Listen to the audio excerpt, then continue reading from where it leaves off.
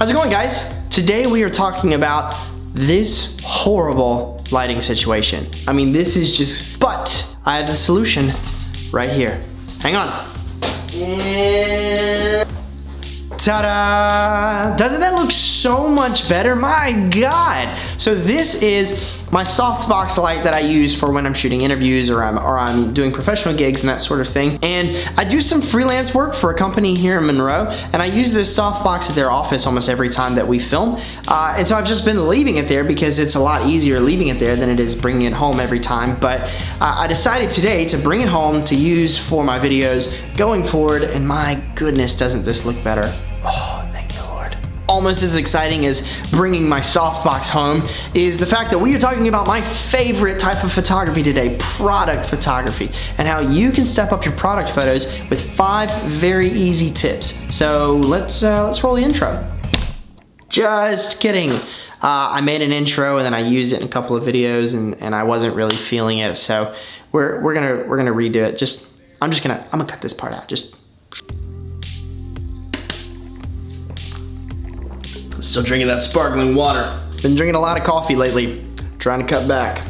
All right, 5 tips to step up your product photography. Let's go. Tip number 1, lighting. Now, ideally you would want to have a studio to take product photos in, but if you're like me and you're kind of balling on a budget, you don't have a studio space or something like that, you kind of have to make do with what you got. And a lot of times that means shooting in our homes, shooting in your living room or in your bedroom or in a closet or your bathroom or something like that. But lighting will make or break your product photos. So if let's say you're in your home and you're shooting in your bathroom and the lighting is just, it looks like garbage, but you're just like, I can't seem to figure out why the lights in your bathroom probably are not ideal for product photography. So what are you gonna do? Take that product and move it closer to a window. That's option number 1. The window light is naturally diffused, so that's immediately going to step your photos up. Or if you really want to, step number 2 or tip number 2 that I would give you as far as lighting goes is go on Amazon and just look up like softbox lights, because a lot of times on Amazon you can find like a 3 or a 4 pack of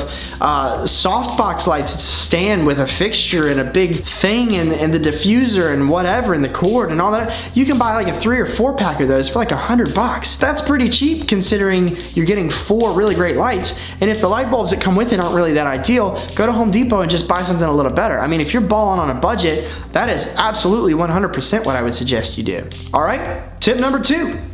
A long lens. Now, what exactly does that mean, a long lens? A lot of times what you want to do with product photography, specifically product photography, is you want to shoot with a lens that has a long focal range, like a 50 mil or an 85 mil, 100 mil, or even something like this, a 70 to 200. Now this is a huge hunkin' sports photographer's lens, 70 to 200. So that means it zooms all the way out to 70 mil and it zooms all the way into 200 mil. So you can be really far away and get great photos with this lens. Plus it has an aperture of 2.8 all the way through that focal range. So that means the aperture opens all the way up to 2.8, letting in a lot of light and giving you a very shallow depth of field, which makes this thing just a beast of a lens.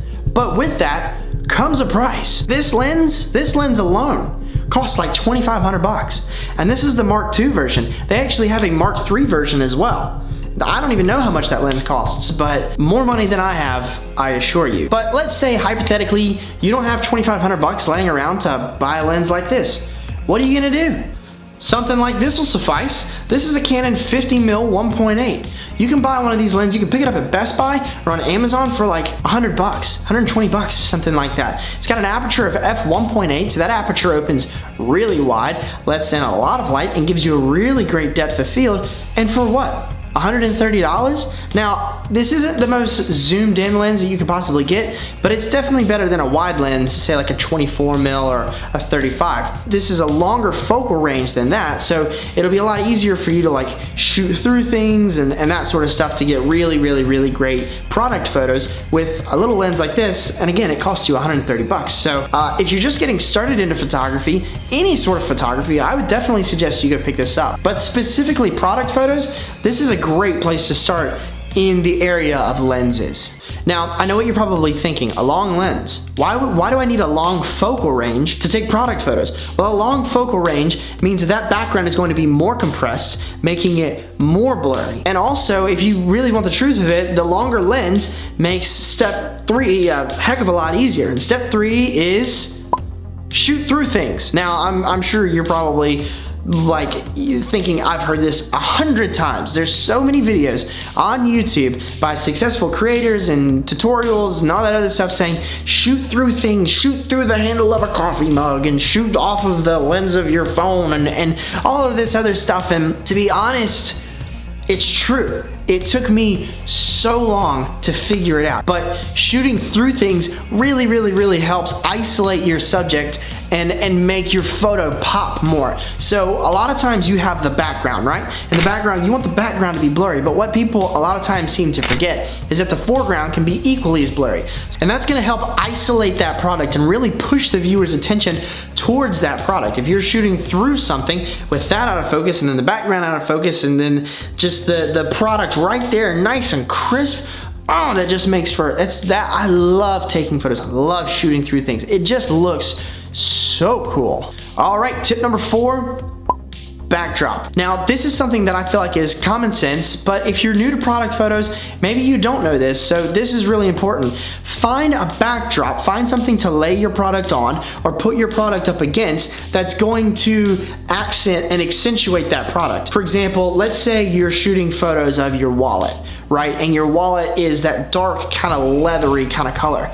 You don't want to necessarily take that and put it on another backdrop that's going to be the same color. I mean, you can, and you can make it work, but sometimes you want to put it on, you know, a surface that's maybe a contrasting color, like something that's white or gray. That's really going to make the colors, the browns and the oranges and the reds and that sort of thing in the wallet, in the leather, really just pop and make it look the best it can possibly look. So backdrops are really important. I'm actually going to be building some custom backdrops for myself to use for my product photos, and I'm gonna take you guys along on the journey of me putting that stuff together eventually. I'm just not going to do it today because this video is already too long. All right, and tip number 5, last but not least, stylize your photos, guys. Come on. I mean, if you're taking photos, let's say you're taking photos of a bag of coffee, okay? And you're setting the bag of coffee down on your backdrop, and you've got your lighting, you've got your long lens, and you've got all that other sort of stuff. Don't just take a photo of the bag of coffee. Start adding stuff to the photo to make it to accentuate the photo, to make the photo feel a bit more like it's about coffee. You know, if it's just a bag of coffee, that's fine and you can make that look okay. But let's say you sprinkle some coffee beans and maybe you slide in your phone or a coffee cup, a Chemex, or some coffee filters or something to that effect. You start sliding things in around the product and then you shoot through something towards the product with all the other stuff around it. It really helps the viewer's attention be drawn towards that product. And there's no doubt what the subject of that photo is. It makes it much easier for people to look at a photo at a glance and not have to figure out or decipher what the photo is supposed to be about. They know the photo is about that bag of coffee. And they can almost smell the coffee because of the coffee beans laying around. And maybe you've got like a vintage camera sitting there next to it. That'll make your viewer feel like, ooh, I'm feeling artsy, I'm feeling productive. I like taking photos. I like editing photos and drinking coffee while I do that. It just kind of helps sell your product a little better. So just to recap, we've got lighting, long lens, shoot through things, your backdrop, and then stylize your photos. All right, guys, hopefully you enjoyed this video. If you did, please like and comment and subscribe. Let me know what you think of these videos, what you think of my tips. Let me know if maybe you use some of these tips. If maybe you take some product photos and you post them to your Instagram. My Instagram is linked down below. Please go follow me on Instagram and tag me to some of those product photos and let me know that you're trying some of these tips that I've given you guys. So yeah, like, comment, subscribe, all that fun stuff. You guys have a wonderful rest of your Tuesday, and I will see you in the next one, whenever that is. It'll be sometime this week. You'll see me again this week, I promise. All right, have a great day. Bye.